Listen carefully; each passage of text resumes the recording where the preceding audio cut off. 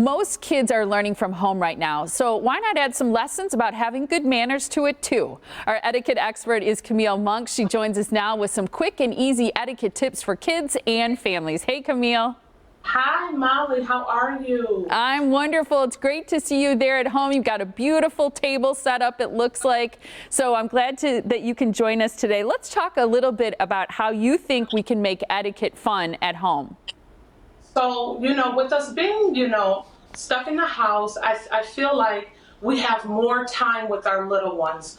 Our schedules have been cut down. We're working from home. Kids are being homeschooled right now. So we have a lot more leeway and face time with our kiddos. So what I think is very, very key and important is really taking advantage of that time.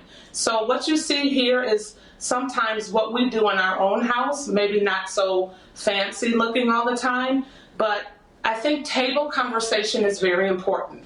So we'll sometimes use a globe as our centerpiece, and what that does is we'll talk to our little one about where does he want to go in the world. And it gives him the leeway to really express his ideas, but we're also training him on proper table conversation. So that's something really quick and easy to do right at the dinner table.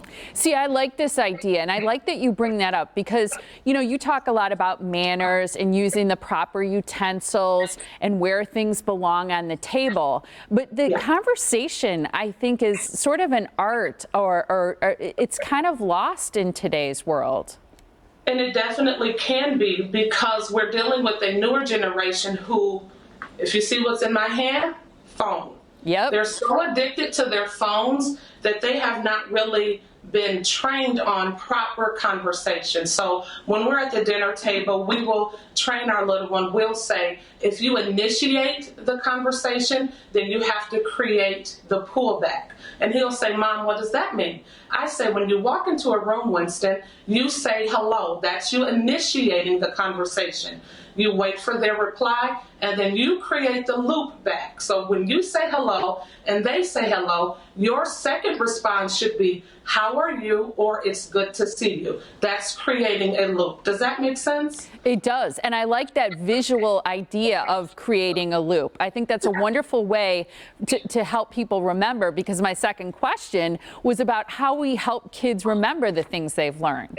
And I think if you do it in a really fun and interesting way, they will definitely remember. So you do creating a loop, or we'll say, Winston, we're talking about PTIs today. And he'll say, well, what's that? It's the please, the thank yous, and the in-betweens. So he's already really good with his please and thank yous, but it's those in-between things that he needs work on. So for example, if he's rushing past someone sitting in the pew at church, his in-between should be, excuse me, may I cross over? So it's teaching them the in-betweens, or may I please have something, or it's really great to be in this setting with you all. Does that make sense? Yes, it does. And I like that too. And I think, times are changing. You mentioned phones. There's some weird stuff going on right now with everybody having to stay home and learn from home when you're not used to maybe online learning. Why do you think it's important for us to recognize that times are changing and this is a new age? Well, I think it's important to recognize it, because if we don't, then we will lose a generation. While the method is changing, the messaging should never change. So sometimes when you think of etiquette and protocol and civility, you think really stuffy and boring. Well, it doesn't have to be that way. You can bring in creative tools. We will put an hourglass on our dining table, and we'll ask him a question, flip the hourglass, and it'll give him his timing on how quick he should answer the question. But it brings something fun and exciting, a different method with the same messaging. Or we'll have him bring in one of his favorite books, Where the Sidewalk Ends. It's a favorite book of his. That will be our table conversation for the evening. So bringing in different methods, but keeping that messaging is important. Shel Silverstein, I love it. Is that a chat pack in front of you too? How did you know? I recognized it. So this is good, a chat pack. We also, because my son loves mysteries, do something that the kids are interested in. We went to Barnes & Noble, got a 30-second mystery card pack. So we'll pull it out at the dinner table. And again, while it's a mystery, it's still teaching him the back and forth protocols of proper conversation.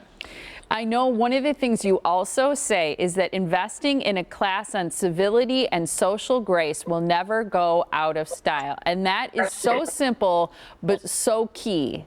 Absolutely. Yeah. You know, I love that times are changing. Sometimes it makes me nervous as a parent, but I think that, you know, I have to look at it through the lens of my child and being sure to let him know I love all the new stuff that you guys have going on, but the civility, the protocols, that's really what keeps our world moving in such a fluid manner. So, for example, if we're walking in the mall, I'll tell Winston, I say, we should always walk to the right side so that when we're walking, we're not crossing and walking into someone coming toward us. It's really those small things that really keeps the world moving in a very fluid and natural way.